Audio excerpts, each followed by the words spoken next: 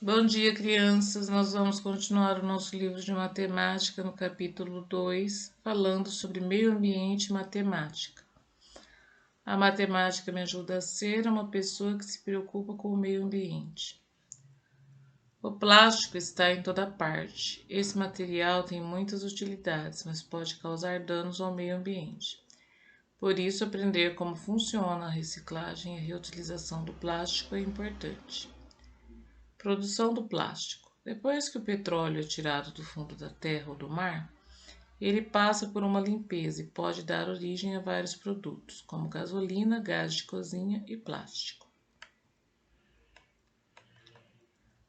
Reciclagem. Alguns tipos de plástico podem ser reciclados. Eles são separados do lixo comum, lavados e enviados para empresas que transformam o plástico em matéria-prima para fabricar outros produtos, como sacos de lixo, mangueiras e até mesmo roupas.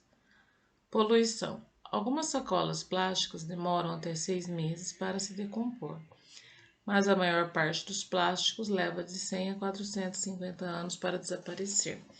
Enquanto isso, o plástico polui rios e oceanos, causa a morte de animais, enchentes e outros problemas ambientais. O uso do plástico dentro de casa. Embalagens, material escolar, garrafas, brinquedos e diversos outros objetos fazem parte da nossa vida. Até telefones celulares têm peças de plástico. Tome nota. Quanto tempo uma embalagem de plástico demora para se decompor na natureza? Reflita. Faça uma pesquisa para descrever como sua comunidade se preocupa com o meio ambiente em relação à reciclagem e à reutilização do plástico. Hora de jogar fora. Na hora de jogar um produto de plástico fora, devemos refletir se ele pode ser reaproveitado ou reciclado. Reutilização. É possível reaproveitar embalagens de plástico depois de consumir os produtos que vêm nelas. Usando a criatividade, dá para criar objetos decorativos como vaso ao lado. Então, o plástico ele pode ser reciclado, separado, voltado para as usinas de compostagem, ou ele pode ser reutilizado dentro de casa, fazendo vasos, porta-trecos, lembrancinha de escola.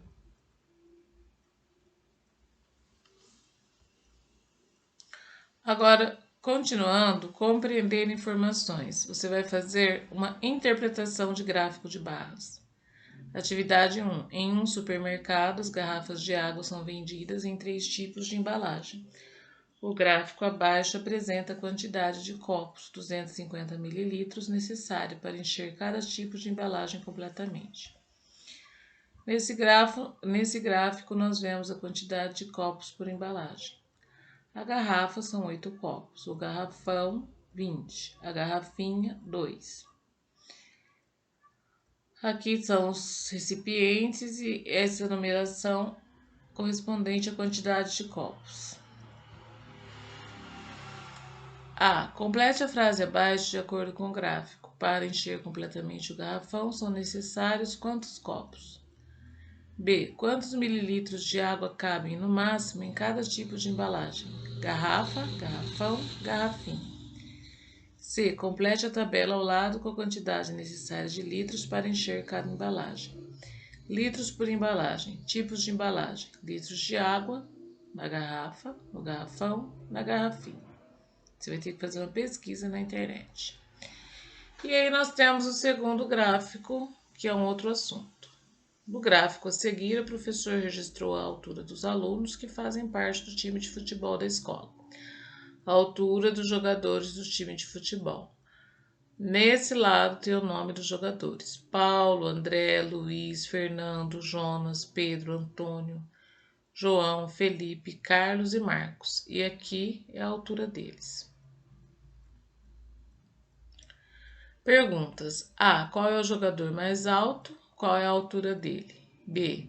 Existem jogadores que têm a mesma altura? Quem são? C.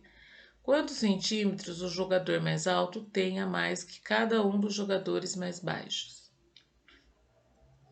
Então aí você vai ter que separar os jogadores mais baixos e o jogador mais alto vai ter que fazer uma continha. para saber a diferença de altura entre eles. E D, elabore mais uma pergunta com base nos dados desse gráfico. Então, aqui temos dados, né? Temos informações, e você vai criar sua própria pergunta.